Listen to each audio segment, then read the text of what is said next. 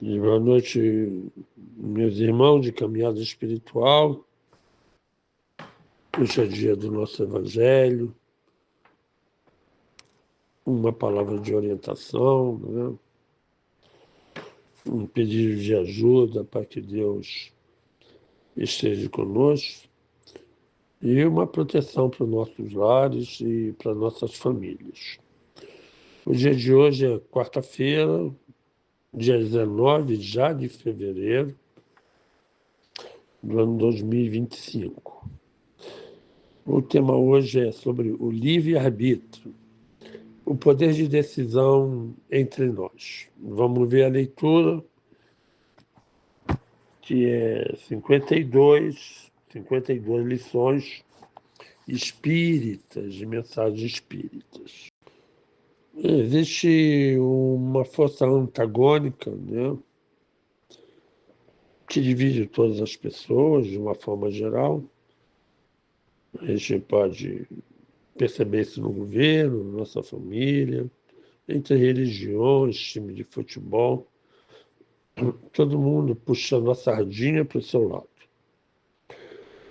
Uma conduta mais correta, que o livro vai falar sobre isso, é quando o ser humano ele vai tomando as decisões dele e as decisões dele estão dentro do Evangelho, dos 10 mandamentos, das mensagens espirituais.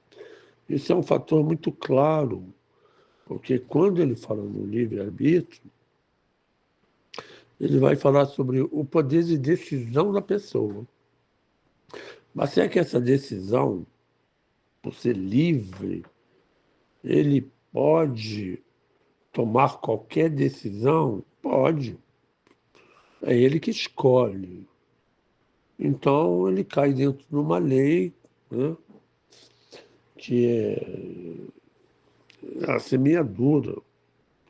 Semeia quem quer, fala quem quer, age quem quer, pensa quem quer. Só que isso denota uma implicação sobre responsabilidade. E da responsabilidade vem a consequência.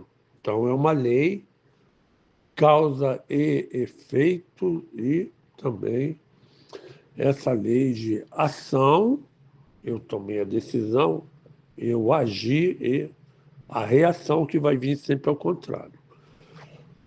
Desse ponto de vista, se o ser humano ele pensar bem, eu vou agir certo, ele vai receber o certo, dentro da lei.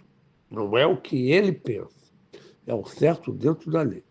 E se ele agir erroneamente também, dentro da lei, ele vai receber alguma consequência. E o livre-arbítrio vai entrar por aí e a gente vai procurar decidir. Então, o livre-arbítrio é a liberdade que cada um de nós tem de fazer ou não qualquer coisa. Então, muito simples. A liberdade. Então, faz quem quer, como se diz na nomenclatura. O livre-arbítrio nos torna plenamente, sem sombra de dúvida, responsável por todos os nossos atos. Aí, consequência, é assim, consciente, inconsciente mesmo, né? Às vezes as pessoas agem mecanicamente, não pensam, não refletem. A evolução também da pessoa muitas vezes não é muito elevada, não tem tantas experiências nem nessa vida e nas outras. Então, tudo é amortecido de acordo com a responsabilidade. Quanto mais a pessoa souber, quanto mais a pessoa lê, quanto mais ela se interessar, quanto mais até mesmo ela falar sobre Deus, ela está criando responsabilidades para ela. E o livro é muito claro sobre isso. Plenamente responsáveis por todos os nossos atos, inclusive pelos pensamentos. Você sabe aqueles pensamentos que a gente pensa, mas não sabe nem o que está pensando, né? Aquela coisa mecânica, automática. Ele também interfere nas nossas vidas. porque apenas não está no nível da consciência. Quantas coisas a gente faz, inclusive nós comentamos semana passada, retrasada, sobre os suicídios, que tem aqueles que são conscientes. Eu vou lá, conscientemente, dou um tiro em mim, tiro a minha vida. Mas também aqueles que tomam drogas, né? Tem raiva, tem ódio, falam mal das outras pessoas, são soberbas, pessoas autoritárias, têm vícios sexuais, né? Remédios, fumo, drogas, bebidas. Não parece nada, mas são suicídios inconscientes. A pessoa ainda não pensou na sua responsabilidade. Então ela vai agindo, vai fazendo, vai curtindo a vida, como todos nós fazemos nessa ou nas gerações passadas. É só nós olharmos as pessoas estão fazendo. Na verdade, elas estão plantando. Um dia vai ter que colher sobre aqueles atos, sobre os somatórios dos atos que envolvem os seres humanos, que é através do livre-arbítrio. Então, todo cuidado sempre foi pouco e sempre será pouco. Aí vem, Deus nos concedeu, ou seja, Ele nos presenteou o livre-arbítrio para que nós mesmos construíssemos o nosso destino. Que coisa maravilhosa. Então, se eu tenho livre-arbítrio, eu estou construindo o meu destino. Mas e esse destino do dia de hoje, que muitas vezes nós reclamamos, responsabilizamos outras pessoas, indicamos outras pessoas como aquelas que nos causam mal, etc. e tal, eu não consigo isso, eu não consigo aquilo outro. Isso aí é apenas uma plantação. Na verdade, uma colheita. Em algumas fases do nosso passado, nós agimos pelo nosso vida, pelo nosso livre-arbítrio e construímos o nosso destino. E hoje, cada momento da nossa vida, nós estamos construindo o nosso destino para o futuro. É isso que é e se chama o livre-arbítrio. Depende unicamente, mais de nada, única, de nós, ou cada pessoa, seguir o caminho do bem que nos fará felizes ou do mal que nos conduzirá ao sofrimento. Então aí já é uma escolha. Nós escolhemos particularidades do nosso destino. Então isso vai somando decisões, livre-arbítrio, responsabilidade, e vai somando a cada segundo, a cada minuto, a cada hora, a cada dia, e assim vai. E aí, no final da nossa vida, nós temos um somatório, porque a gente vai ter que partir com uma determinada balança entre o bem e entre o mal. Isso é a noção, no momento, da nossa Terra. A gente age e pensa e conclui entre bem e coisas mais. É para a gente diferenciar segmentos diferentes. Então, os mais inteligentes procuram seguir os caminhos corretos da vida e diminuindo os seus karmas do futuro. As decisões hoje procuram ser mais acertadas, mais tranquila, mais pesada, mais pensada, para nós concluirmos uma situação e definirmos da melhor forma que for possível. Porque isso vai pesar enormemente no nosso futuro. Então, aquele que fizer o bem, como a gente tem conversado ultimamente, trará muita felicidade, que é a alma de Deus, né? Faça o bem, pense única, exclusivamente no bem. É assim que a gente aprende, irmãos. Só que muitas vezes nós ainda agimos com particularidades voltadas a uma partícula que a gente chama de má. E isso irá nos conduzir ao sofrimento. Então, se tem alguém em sofrimento, é uma consequência de um ato do nosso passado, que pode ser nessa ou nas vidas anteriores. O livro afirma que pertence-nos o mérito de nossas boas ações. É nosso. Na verdade, isso dá o nome de uma palavra chamada patrimônio. Eu vou construindo um patrimônio, em vez de ser material, eu construo um patrimônio espiritual. Eu vou montando o meu destino, como se fosse uma casa, como um idealismo. Esse idealismo mais correto, né, que nós temos é a casa sólida. Sabe aquelas sementes que a gente joga? Uma leitura evangélica, a mensagem evangélica está aí, no Evangelho segundo o Espiritismo, que a gente coloca as sementes por cima da terra. Os pássaros vêm, comem, acabou as sementes, irmãos. Não vamos colher nada. As sementes em lugares difíceis, terrenos pedregosos, em que a raízes ela tem dificuldade de penetração. Vem a ventania, derruba tudo. A gente está olhando o mundo, está sendo tudo derrubado. A nossa fé é essa certeza que é plantar no terreno do Senhor.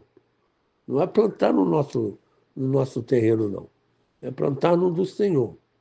Aonde nós, com esse tipo de livre-arbítrio, pensando no bem, nós vamos cultivar o lado bom da vida. E isso vai ser como um elemento firme como a rocha, ou seja, a nossa fé e o nosso amor inenarráveis, irmãos. Ou seja, uma figura de fortaleza e de crença profunda sobre a espiritualidade. Terreno fértil, bem plantado, bem firme, bem cuidado, eternamente será a nossa felicidade. Podemos praticar o mal, mas temos que aguentar as consequências. Então, se alguém está olhando aí a nossa sociedade, de uma forma geral, as mídias, jornais, televisivos, cada absurdo, né? Ué, os irmãos e irmãs estão plantando. Se for mal, essa daí que é a consequência. Vai ter que aguentar as consequências, seja o que for. E para todos. Um ato mal traz mais consequências, sem sombra de dúvida. Podemos praticar o mal, mas temos que aguentar essas consequências. Já sabemos quais são as consequências do mal. É uma reencarnação dolorosa. Uma reencarnação para pagar algumas consequências de uma outra encarnação. Na verdade, o que o livro quer dizer, mas não fala explicitamente, é que a pessoa vai acumulando dívida, faz mal, dívida, consequência, numa outra encarnação, fora o umbral, né? Que dependendo das consequências, nós não vamos diretamente para as colônias.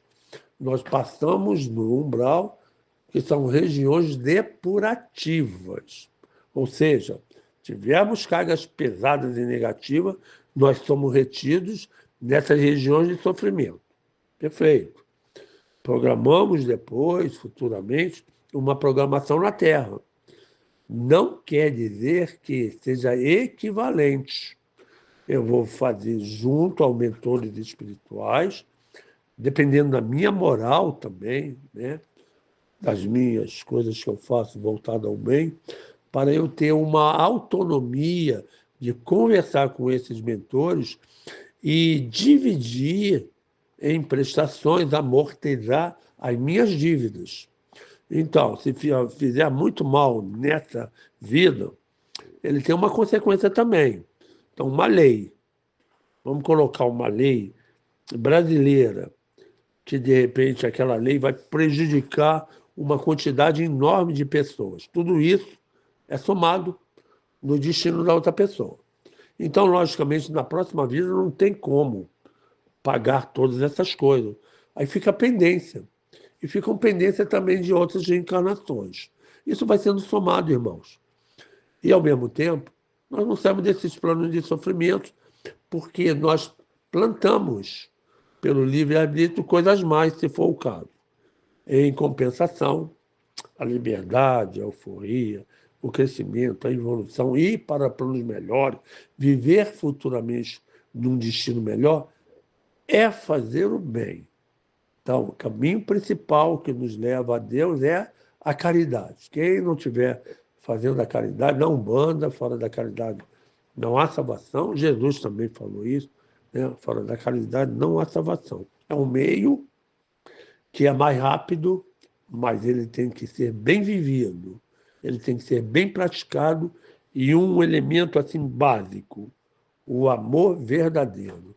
Eu estou fazendo bem para que as outras pessoas vejam, eu estou fazendo bem para me livrar, não é bem assim não. Tem que praticar o desenvolvimento do amor dentro dessa caridade, primeiramente dentro das nossas almas. O livro fala sobre inteligência, e é verdade. Se eu tiver uma inteligência, por que eu vou fazer coisas ruins? Né? Se eu souber das consequências futuras, ou seja, que a vida continua, muitas pessoas não acreditam que a vida vai continuar. Então elas tentam, de alguma forma, tirar proveito dessa vida mesmo. Fazer tudo possível para ser feliz, porque sabe que vai morrer, porque é uma situação que ela pensa que eternamente ela nunca mais vai viver. Pelo Espiritismo é justamente o contrário. Nós pensamos na justiça divina, na reencarnação. Ou seja, voltamos aos mesmos planos aonde há dívidas. O que nós viemos fazer aqui na Terra? Evoluir. Apenas isso. Então, nós temos a inteligência para distinguir o que é bom do que é ruim, né? Que é um livre-arbítrio ou um discernimento. E saber aceitar o que é útil e repelir o que não presta. Então, um vício, pessoas enfermiças, né? Ir a determinados lugares, pelo amor de Deus, irmãos. Lá é um antro, lá tem energias que abatem o ânimo das pessoas. Então, todo cuidado, novamente, é muito pouco. Ele fala sobre ouvir a consciência, que usaremos que usaremos com acerto o livre-arbítrio. A intuição é uma mente livre de preconceito, livre de coisas pesadas, né? Livre de negativismo. Então a intuição vem, toca a pessoa, chama a pessoa a uma realidade. Não faça isso. Se nós pegarmos a lei de Deus, verdadeiramente, Deus vai dizer assim, sim, e Deus vai dizer assim, não. Eu vou cometer um crime, por exemplo. Não, não faça isso, Paulo. Vou ajudar uma pessoa, no bom sentido. Vou ajudar, Deus vai dizer sim. Então, pensa bem sobre a inteligência, que vai fazer com que o nosso livre-arbítrio possa dar uma clareza e a parte intuitiva, sim, trabalhando com a nossa consciência e com o nosso cérebro. Antes de tomar uma decisão, seja qual for, devemos estudá-la com cuidado para verificar quais serão as consequências.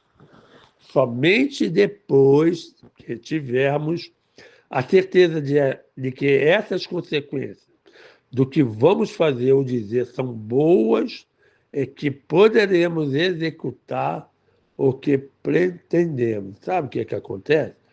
O mundo é muito rápido, né? Nós precisamos viver. Eles não dão tempo nem para a gente refletir, para a gente viver um sono tranquilo, viver um mundo de paz.